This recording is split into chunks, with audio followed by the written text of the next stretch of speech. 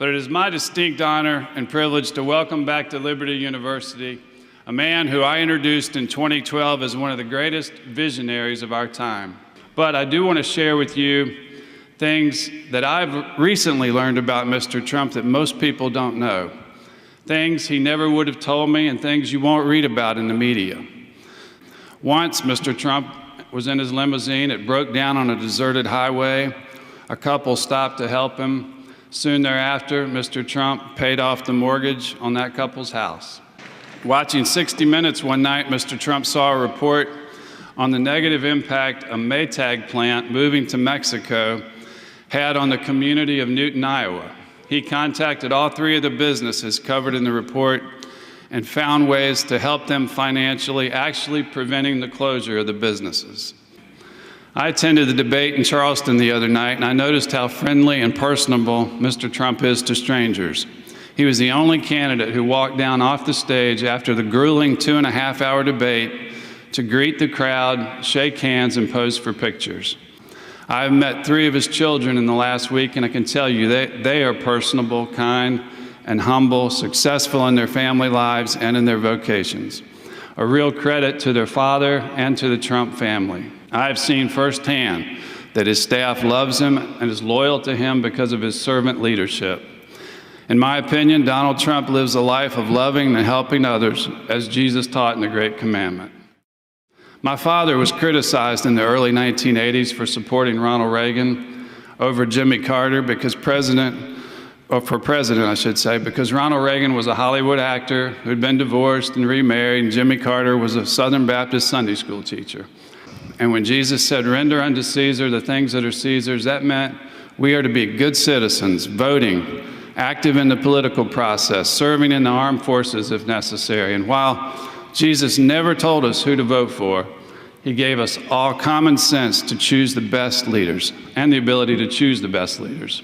Dad explained that when he walked into the voting booth, he wasn't electing a Sunday school teacher or a pastor or even a president who shared his theological beliefs. He was electing the President of the United States, and the talents, abilities, and experience required to lead a nation might not always line up with those needed to run a church or lead a congregation.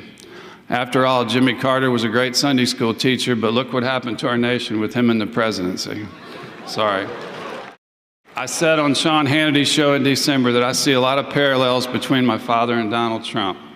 Like Mr. Trump, Dad would speak his mind. He would make statements that were politically incorrect. He even had a billboard at the entrance to this campus for years that read, "Liberty University, politically incorrect since 1971. I've come to see many of these same qualities in Donald Trump. He honors his fiduciary responsibilities to his corporations. He makes tough decisions to ensure his business's success. He speaks the truth publicly, even if it is uncomfortable for people to hear, yet he treats his friends, his employees, and those in need with the greatest respect, loyalty, and generosity." Becky has often commented to me that it is inconceivable to her how or why anyone would run for national office in the current political climate. The loss of privacy, the security risks, the scrutiny, the lies and vicious criticism that candidates and their families face in a national campaign is brutal and requires enormous sacrifice.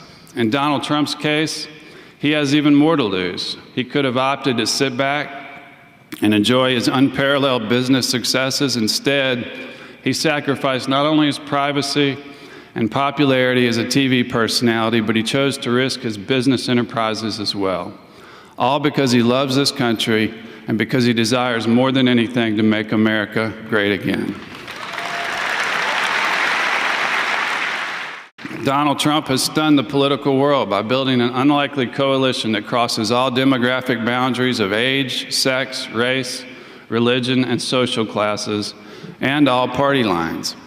Donald Trump is a breath of fresh air in a nation where the political establishment from both parties has betrayed their constituencies time and time again with broken promises and a continuation of the status quo.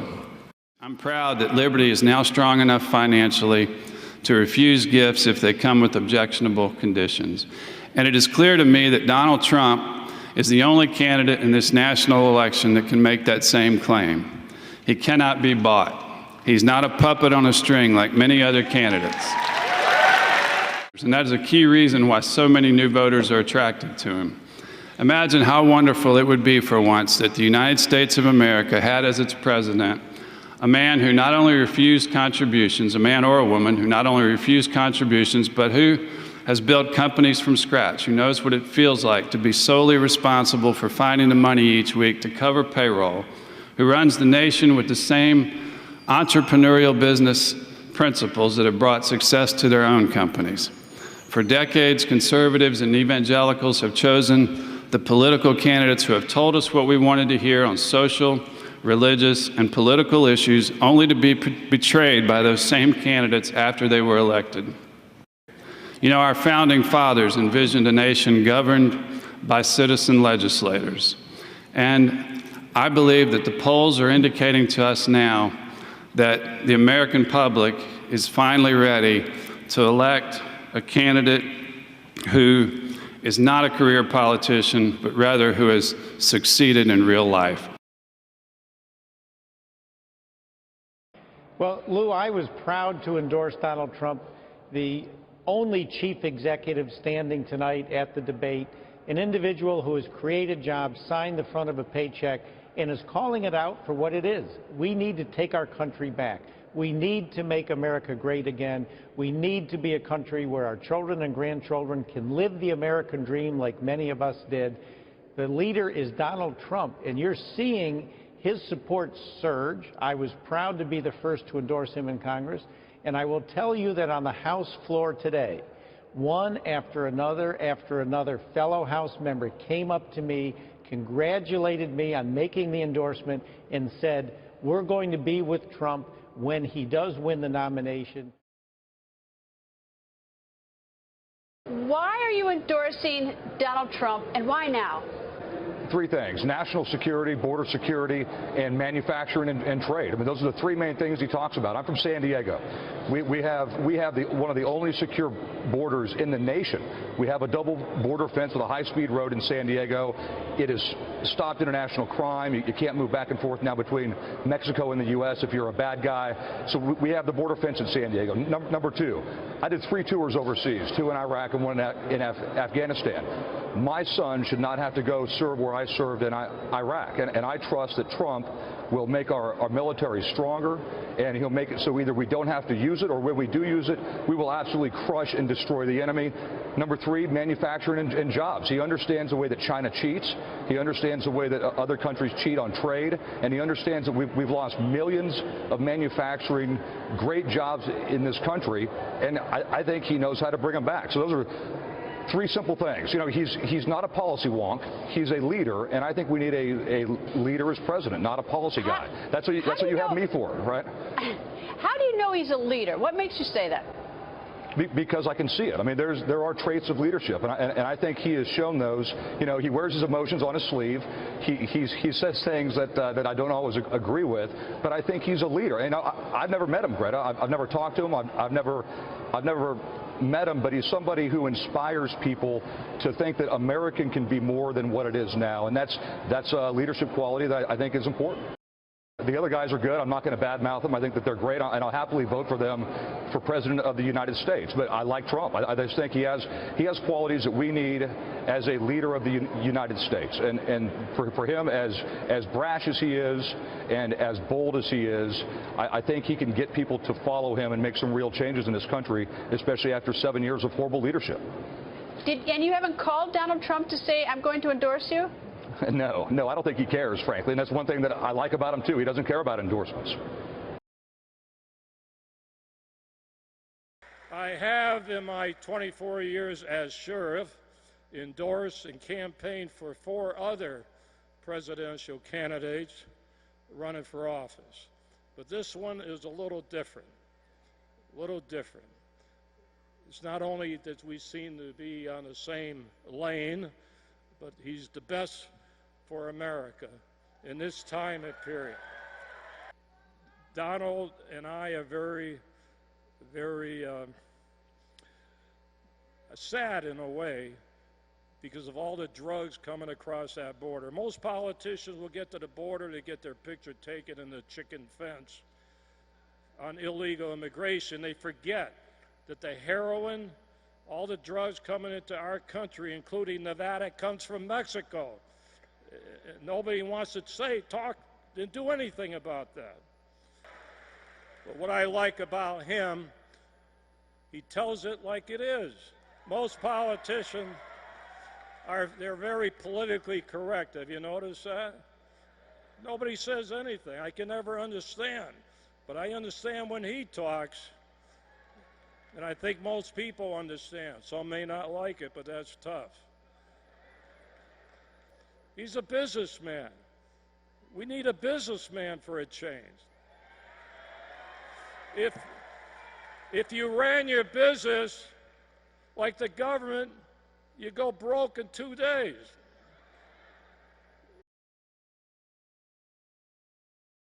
I am proud to be here to endorse Donald Trump for President of the United States. I've been on that stage. I've gotten to know all the people on that stage. And there is no one who is better prepared to provide America with the strong leadership that it needs, both at home and around the world, than Donald Trump. He is, looking at the 5 people on that stage last night, the clear standout, and the person who will do exactly what needs to be done to make America a leader around the world again. He'll provide strong, unequivocal leadership. He will do what needs to be done to protect the American people, first and foremost, both in the homeland and in creating jobs for this country. And he will make sure that people around the world know that America keeps its word again. Donald Trump is someone who, when he makes a promise, he keeps it. I've experienced that over my long friendship with him. And what the American people and our allies around the world are going to understand is that Donald Trump is someone who keeps his word, and that means America will keep its word again. The single most important thing for the Republican Party is to nominate the person who gives us the best chance to beat Hillary Clinton. I can guarantee you that the one person that Hillary and Bill Clinton do not want to see on that stage come next September is Donald Trump.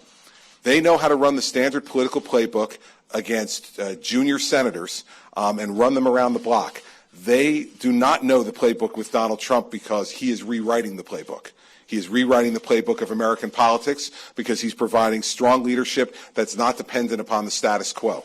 And so the best person to beat Hillary Clinton in November on that stage last night is undoubtedly Donald Trump. Are you endorsing him for president? Yeah, I am. I think that we need in this country. I'm sort of being an activist in the country now. I think it's sort of a no-brainer. Are you advising him on the economy? Yeah, I do tell him what I think, and I think he respects it. Look, he's a very open-minded guy, and he listens to people. I mean, he's got a strong ego and believes in himself, and he's willing to listen. I think that's more than you could say about a lot of presidents we had.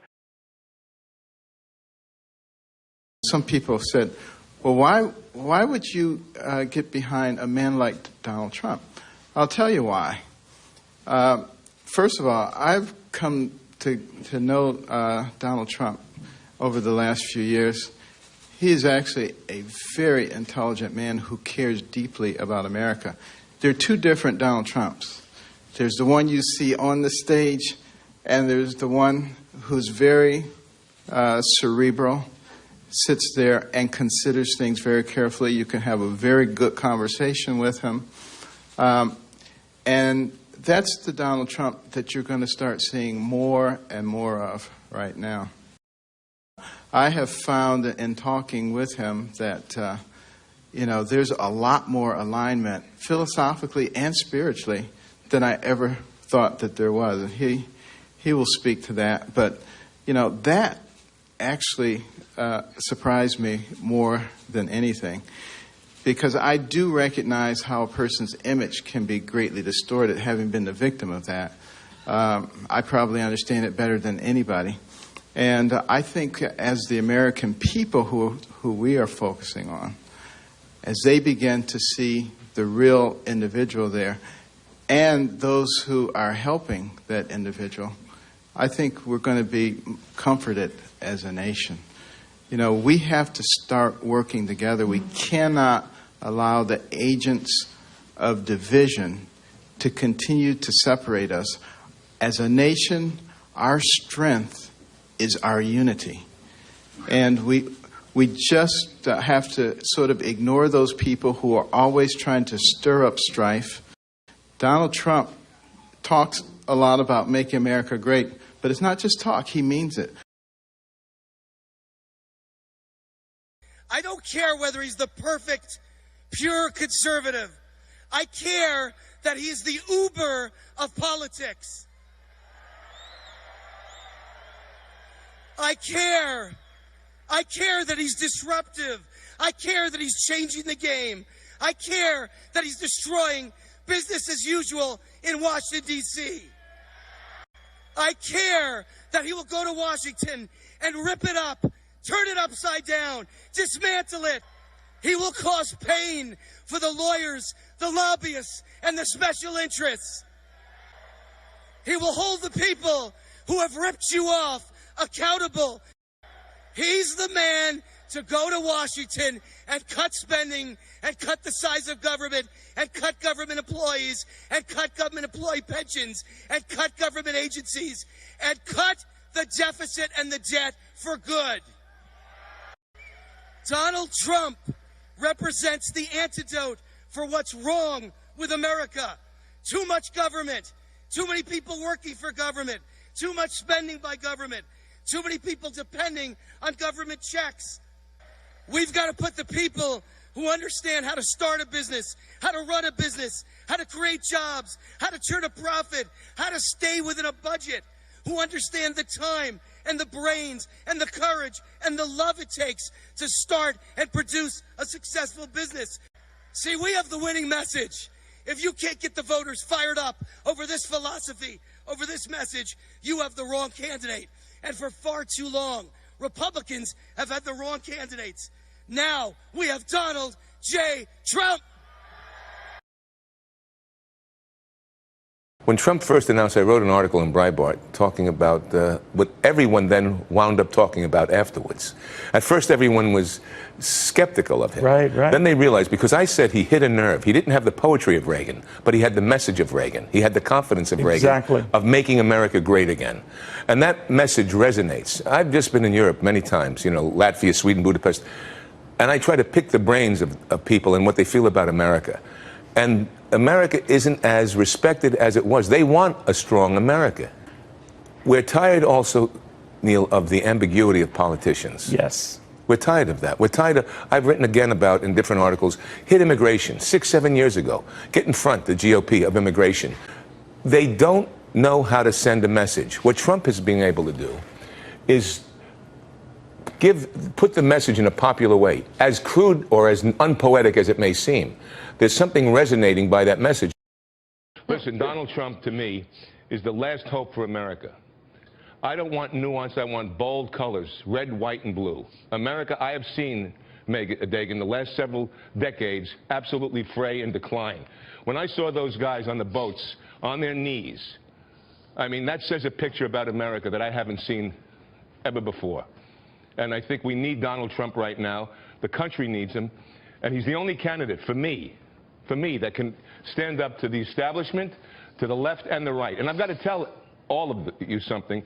People that I've talked to, even last night, I was out on Long Island last night, Democrats, not one or two, but many, are voting for Donald Trump, as well as Republicans. I've seen this all over the place. So I think there's a big, big movement happening. And I got to say that, we need him.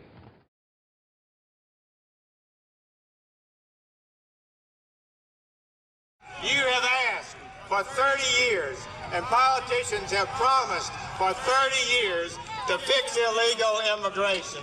Have they done it? No. Donald Trump will do it.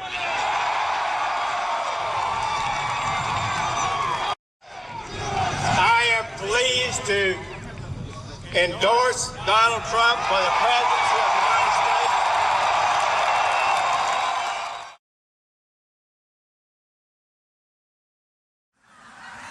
I came to this country when I was 5 years old, and my dad went through how to get a citizenship, and we did it by the book.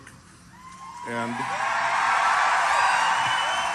I'm here because I'm agitated that the media does not separate legal immigration from illegal.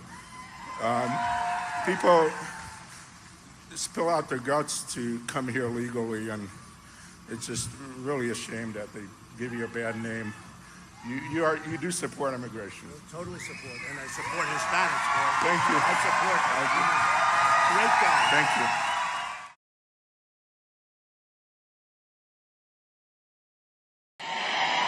Listen, I'm Pastor Mark Burns, and I've been so blessed and privy to travel around the country to see how Donald Trump is uniting the people of this country. It saddens me how liberal media does a great job in trying to divide us. The Obama administration has done a great job in dividing us, but we are the United States of America. And I want to declare to you with a loud voice that under Donald Trump, all lives matter. And Donald Trump, he's going to unify this party, so let's rally behind the next president of the United States, Donald J. Trump.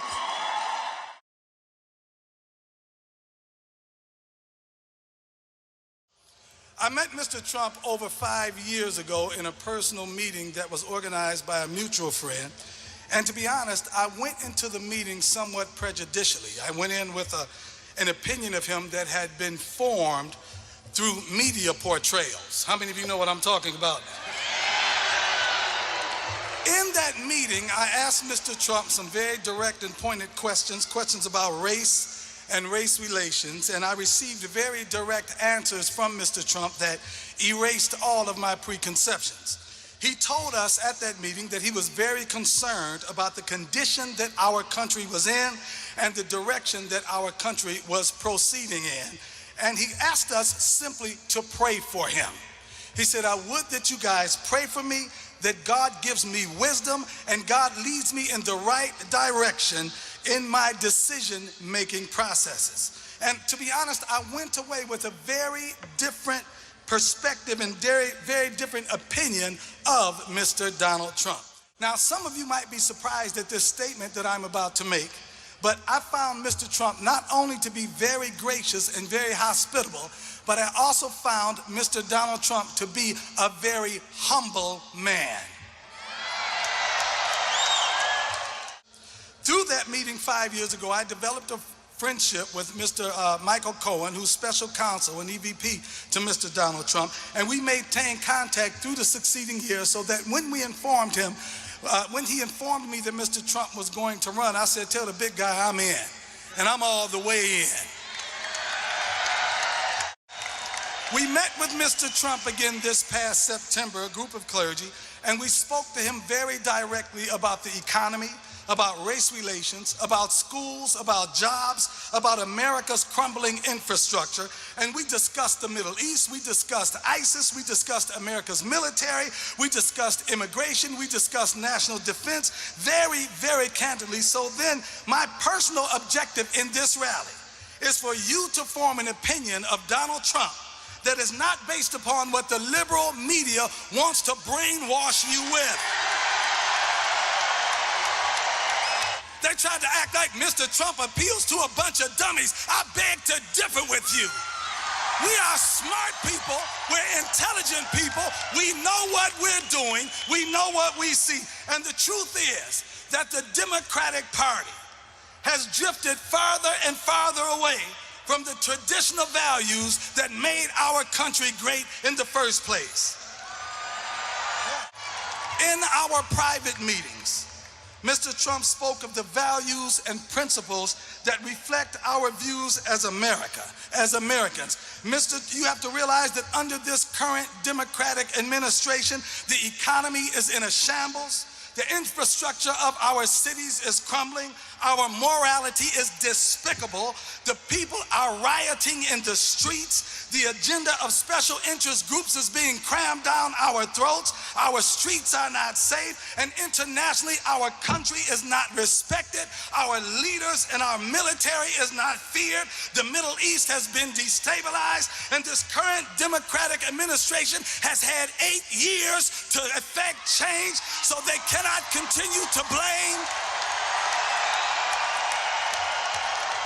the prior administration for our country's ills. And so to coin the previous or our current administration's very own term, it's time for a change.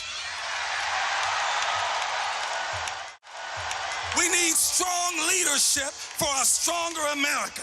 We need to become stronger economically. We need to become stronger socially. We need to become stronger morally. We need to become stronger spiritually. And we need to become stronger militarily. And I believe that Donald Trump is our change agent. If you're in agreement with me, somebody shout amen. This campaign is history making. Detractors try to say that Donald Trump is a divider. I beg to differ with them. Donald Trump is a unifier. I have with me today, they have traveled from Baltimore, American Sikhs for Trump, American Muslims for Trump. We have black Republicans for Trump. We have all sorts of ethnic groups for Trump. He's not a divider, he's a unifier, because no other candidate could have had this many people show up in a meeting from all different walks of life. There's a scripture in the Bible that says, I sought for a man to make up the hedge and to stand in the gap for my land. Donald Trump is that man. God has raised him up for such a time as this.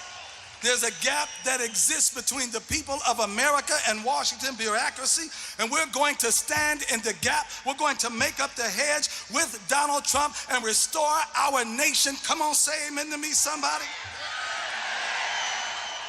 Donald Trump is an unparalleled leader and developer with a gift for innovation and problem solving. He's a builder, a developer, a negotiator without equal, with the hand of God on his life. Because only God could take a black guy from the inner city streets of Cleveland and connect him with a white billionaire from upstate New York to try to do what we can do to make this country great again.